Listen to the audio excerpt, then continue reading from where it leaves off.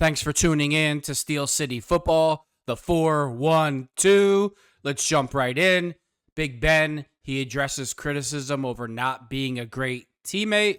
I really love this side of Ben. It shows a lot of humility. I love his podcast. I'd love to sit down and eat some of that great food that his chef cooks up all the time on the show. That's a whole different video. Let's jump in. I got criticized sometimes for not being the best teammate because I didn't take the time to be friends with everybody, Roethlisberger said Tuesday on his podcast, Footballin' with Ben Roethlisberger. Obviously, in 18 years, you come across a lot of guys. That's a lot of friends. I always said, if you're looking for a friend, go to the Boys and Girls Club. I'm here to win. I'm here to win games. I'm here to win championships. If we can be friends along the way, that's great. But becoming a friend should not trump my willingness to try and win. That would be another one. Maybe if I could go back and just be a better teammate all the time to guys. Many of his former teammates do speak highly of him. However, that isn't the case for everyone. Sometimes that's just the nature of the NFL. Not everyone is going to like you. However, Roethlisberger had a few moments where he might have fractured his relationship with teammates. Maybe the most memorable example came in 2018 following the Steelers' loss to the Denver Broncos. Roethlisberger threw an interception in the end zone to end that game. During a radio appearance, he placed some of the blame for that on Antonio Brown. That comment seemed to damage his relationship with Brown. Of course it did, because Antonio's a little diva and he's not a man and has zero humility. And if it was Antonio's fault, he should have just been like, you know what, I messed up. That's all it would have took. But that's not Antonio Brown, because he's a piece of garbage. I'm not going to blame Big Ben for fracturing the relationship with Antonio Brown of all people. He's a total piece of garbage. Since then, Roethlisberger has apologized for those comments, explaining his mentality toward friendship and teammates. It's easy to see why he might have left a bad impression on some people. He's not the first athlete to prioritize championships over friends, though. That's probably part of the reason why he was so successful. During the same podcast, he explained that he wouldn't change that part of himself. If there was ever someone I wronged or wasn't kind to, looking back now, I wish I could fix that wrong or say I'm sorry. But I still would stand by what I said as, I'm here to win. Maybe I still could have done that, but found time to have been there more for the guys that needed me. I hope he's not referring to Antonio Brown, because I had it with Antonio Brown. I don't give a F about Antonio Brown. And you know what? I mean this in a positive way. Antonio Brown always says, I don't have CTE. I don't have CTE. All right, we need to take him at his word. But for his sake, let's just say hypothetically he did. Then you could kind of understand some things. So I'm just going to leave it at that. Some of Roethlisberger's regrets might also come from the way he handled young quarterbacks near the end of his career. Mason Rudolph is a good example. Rudolph has gone on record to say that he and Roethlisberger didn't have a tight relationship, while he also made it clear there wasn't any bad blood between them. It seemed like they weren't friends. You know, being a quarterback in the NFL is a tough job, because you're trying to, balance the line between being the leader of the team, making the other players accountable. You have to remember, the other players that you're dealing with are multimillionaires, and a lot of them are divas and don't want to be told what to do. And you, as the quarterback, you're the leader of the team. You should be the leader of the team. Every quarterback in the NFL, the starting quarterback, should be the leader of his team. It's a quarterback-driven league. You have the most input. The team goes pretty much as you go. If you're horrible, the team's horrible. And so I'm not going to criticize Ben for wanting to be perfect and doing everything right to win. I'm not going to criticize him for that. I really like that he showed some humility. It was like, if I could do it over, I wish I could have interacted more with my teammates and be, more friends with them. But I was all about winning championships. And I really respect that. If any quarterbacks that watch this show, a young quarterback, a high school quarterback, whether you're in high school, if you're in Pop Warner, Obviously, it's going to be hard to take your teammates to dinner. Or if you're a Pop Warner quarterback, you should have your friends over once a week. If you're a high school quarterback, same thing. College. But if you're in the NFL, my advice is to always have dinner with your teammates once a week. And if you stick to that during the season, off season, people go different places, but they always, most of the time you spend that time with your team. It's, you get 2 months off and you're back to mandatory workouts or it doesn't matter. But the quarterback should invite the whole team out to dinner once a week. Whoever shows up, shows up. You made an effort. And I think that's part of your responsibility in being a great teammate. Now, if you're on the defensive side of the ball and you want to do that also, go ahead. If you're the leader on the TJ Watt, if TJ Watt had dinner for his teammates once a week, that would go a long way. And, Big Ben, the thing with Mason Rudolph, you got to remember Big Ben came from a small school, and that competitive fire, he didn't start till a senior in high school as a quarterback. Small school, he slipped in the draft.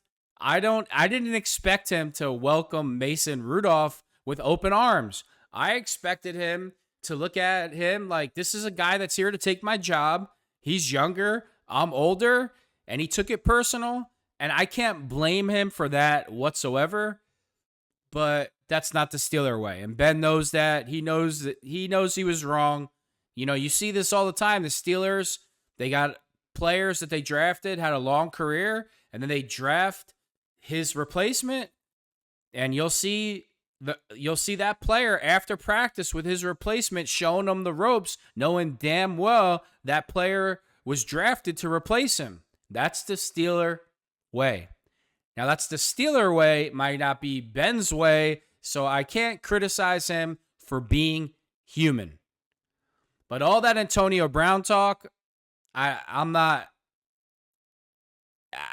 going to blame Big Ben at all for Antonio Brown. I think he's a total idiot. He has no respect for anybody, the Steelers, the coaching staff, his kids, his wife, nobody. He has no respect for anybody, and that's nothing new. He was like that as a player before he allegedly got CTE, and he's like that now. I'm totally over Antonio Brown. I have nothing positive to say about the guy whatsoever. Now, they're afraid to come out and talk negative about him, but we all know what it was. We all know what it is and what it was. We all know. It's funny that these same teammates will criticize Ben, but they won't criticize Antonio Brown. Rashard Mendenhall calling Big Ben a racist because Antonio would show up to practice late, not know the plays, and then Ben would throw the ball at his feet because he's annoyed. So that turned into Ben being a, white supremacist and a racist. That's just pathetic, Rashard Mendenhall. And these same teammates that criticize Ben, whether they're retired or playing, they won't criticize Antonio Brown, and they won't criticize George Pickens, the most selfish human being on planet Earth. It's just laughable. Ben, don't beat yourself up. I'm glad you're showing the humility, saying you wish you could have did some things different. But hey, you won 2 Super Bowl rings. Should have been 3. Great career. Since you left, the Steelers have never been the same team, and I don't know if they're going to be for a while. Big Ben also talks about his welcome to the NFL moment. That also came against the Baltimore Ravens and still sticks with Roethlisberger to this day, appearing on the latest episode of the Footballin' podcast. Roethlisberger recalled his welcome to the NFL moment, which came in week 2 of the 2004 season when he took over for the injured Tommy Maddox. The 51-yard pick six by Ravens standout cornerback Chris McAllister. That pick six occurred due to a Roethlisberger mistake on a check at the line of scrimmage late in the comeback attempt. I remember this like it was yesterday. I do remember my first game playing against Baltimore in Baltimore when Tommy Maddox got hurt, and we actually had, I think I told the story, but I'll tell it again. We're at the end of the game. We had a 2-minute drill. I have the ball. We're getting ready to drive down the field, and we actually might talk about it with Bill Cowher. At the time, our 2-minute package was made up of 10 plays. Roethlisberger recalls of his welcoming moment to the NFL, according to video via the show's YouTube page. And so you'd be like, 1, 2, 3, 4, 5, and then you have to go like 6. It was weird when you got to the 6s and 7, 8, 9. So you'd be like, you tell the guys like, hey, 9, 9, 9, and everyone would know where to line up, what the play was. Yeah, real complex stuff. And then instead of 10, because that's what 5, 5, right? It was this 10, 10, 10. Well, I did 10, 10, 10, 10. And so through a 10, told them a 5 play, and it got intercepted for a touchdown. So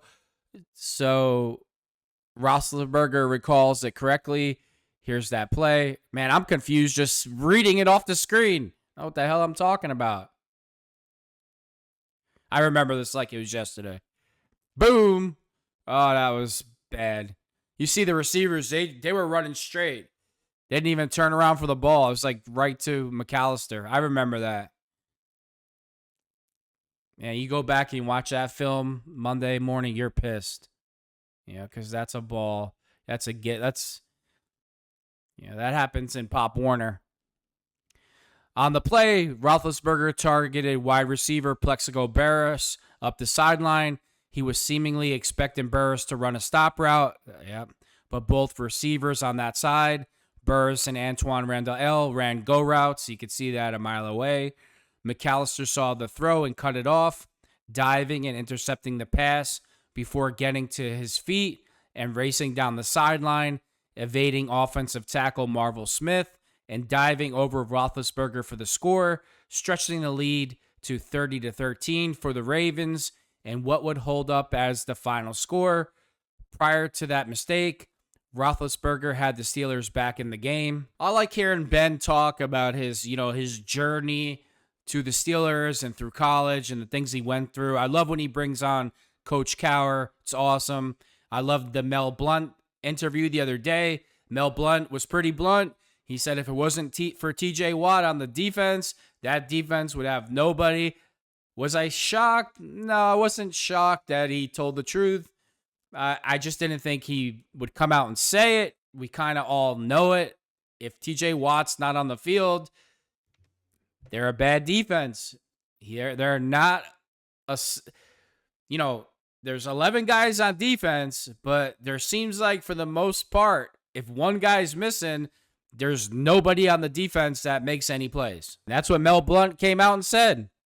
I also think Big Ben, he looks great. He looks really lean. He looks to be in good shape. He looks leaner now than when he was playing. Maybe he's on some new fitness routine. I have no clue. Even the other night at Pat McAfee's big night out, Ben, he looked really lean and mean. Good for Ben. I'm glad his podcast is doing well. Let's tune in tomorrow. Thanks for tuning in to Steel City Football, the 4-1-2.